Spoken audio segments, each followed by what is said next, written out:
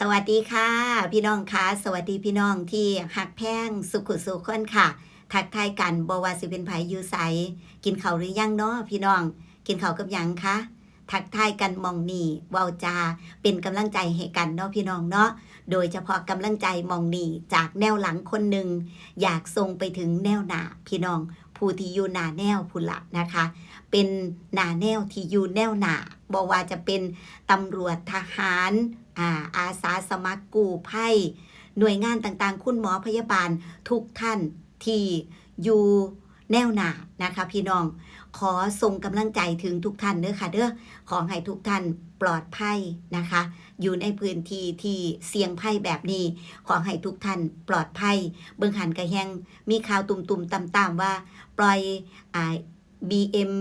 21แม่นบ่ปล่อยปืนใหญ่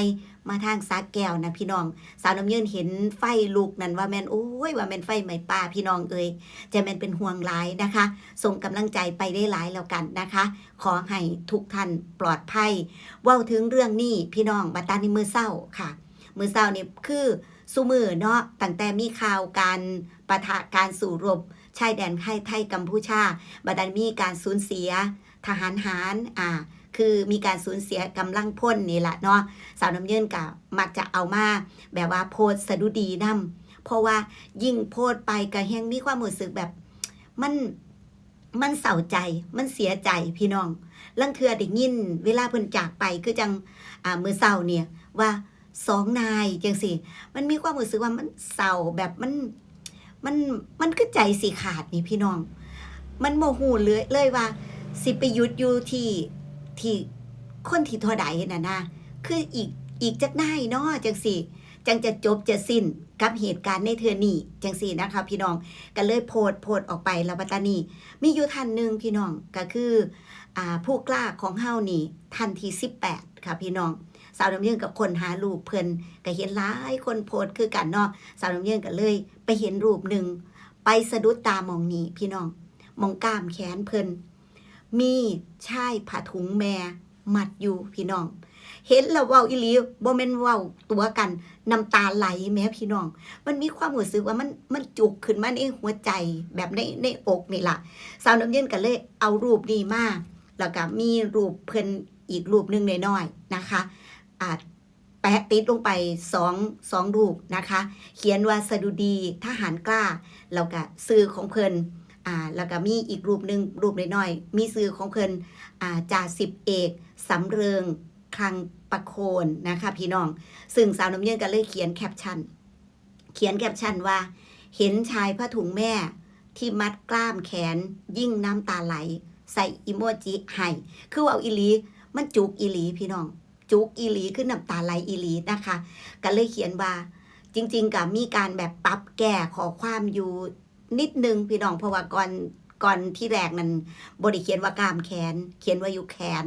แต่ว่ามาเบิ่งแล้วกล้ามลูกผู้ชายนี่แหละก็เลยไปปรับแก้แคปชั่นก็เลยเขียนว่าเห็นชายผ้าถุงแม่ที่มัดกล้ามแขนยิ่งน้ำตาไหลลูกชายของแม่ได้ทำหน้าที่สุดกำลังสุดความสามารถเพื่อชาติแล้วค่ะก็เลยโพสแบบนี้ขอสดุดีผู้กล้าจ่าสิบเอกสำเริงคลังประโคนสังกัดกองพันทหารราบที่3กรมทหารราบที่23ใส่วงเล็บรอ23,003นะคะได้พลีชีพบนสมรภูมิเนิน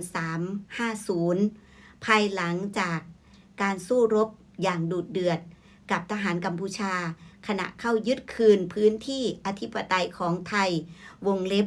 นายที่18ขอแสดงความเสียใจกับครอบครัวด้วยค่ะสาวน้ำเยินกับติดแฮชแท็กทหารไทยชายแดนทหารไทยชายแดนกัมพูชาสดุดีทหารกล้าประมาณนี้ล่ะพี่น้องค่ะกับโพสต์ออกไปบัดนี้พี่น้องพ่อ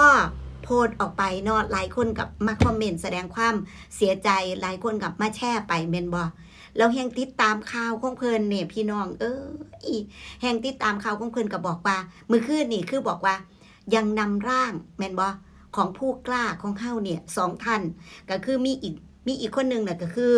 พลทหารพานุพัฒน์เสาสาสังกัดกองพันทหารราบที่3 กรมทหารราบที่23นะคะรอ23พันสามแม่นบ่ค่ะพี่น้องภูมิลำเนาบ้านตะเมงนะคะหมู่ที่5ตำบลห้วยติ๊กชูอำเภอภูสิงห์จังหวัดศรีสะเกษนี่คือนายที่19ขอแสดงความเสียใจกับครอบครัวด้วยค่ะซึ่งเฮาได้ฮู้ว่า2นายทหาร2นายคือพลีชีพเพื่อชาติแต่ร่างยังนำเอาออกมาไม่ได้โอ้ยพี่น้องฟังคำนี้แล้วมันมีความรู้สึกว่ามันจุกไปเบิดแล้วหลังจากนั้นก็ตามข่าวเรื่องนี้พอตามข่าวเรื่องนี้พี่น้องไปเห็นคุณแม่ของจ่าสิบเอกสำเริงนะหรือว่าที่เพิ่นเอิ่นว่าจ่าเริงพี่น้องเอิ่นว่าจ่าเริงนะคะก็คือเพิ่นเป็นคนประโคนชัยจังหวัดบุรีรัมย์พี่น้องเห็นความโศกเศร้าของครอบครัวเพิ่นเห็นแม่นะคะมีแม่มีพี่สาวเนาะมีแม่มีพี่สาวนะคะห้องไห้พี่น้องคือยังบ่ทันหูเลยว่าร่างของลูกชายสิกลับมาฮอดบ้านตอนใดยังบ่ฮู้แต่ว่าทางบ้านก็มีการเตรียมเต็นท์เตรียมหยังแบบรอรับนั่นล่ะพี่น้องแต่ว่าเท่าที่ได้ยินก็คือยังนำร่างออกมาไม่ได้ประมาณนี้แล้วสาวดำเนินเห็นที่ว่าชายประทุงของอีแม่เล่าว่าสันทอพี่น้องนี่คือเครื่องยึดเหนี่ยวจิตใจของทหารหารนะคะพี่น้องบางคนได้ชายผ้าถุงแม่บางคนได้ฝ่ายผูกแขนพ่อได้ฝ่ายผูกแขนพ่อกับแม่ประมาณนี้นะคะหรือว่าอาจจะเป็นของลุงของป้าของตาของยายแล้วแต่ว่าลูกหลานทหารเฮาน่ะเพิ่นอยู่อาศัยกับผู้ใดพี่น้องเพิ่นก็มักจะมีแบบถือว่าเป็นเครื่องยึดเหนี่ยวจิตใจเป็นกำลังใจให้ทหารหารก็จะมีประมาณนี้ก็คือชายผ้าถุงแม่หรือชายผ้าถุงของย่ายนะคะหรือฝ่ายผูกแขนของแม่ของพ่อบางเทื่อเพิ่นก็จะบอกว่าสิ่งที่ผมมีติดตัวไปเนาะหลายคนทหารหารมักจะว่าก็คือ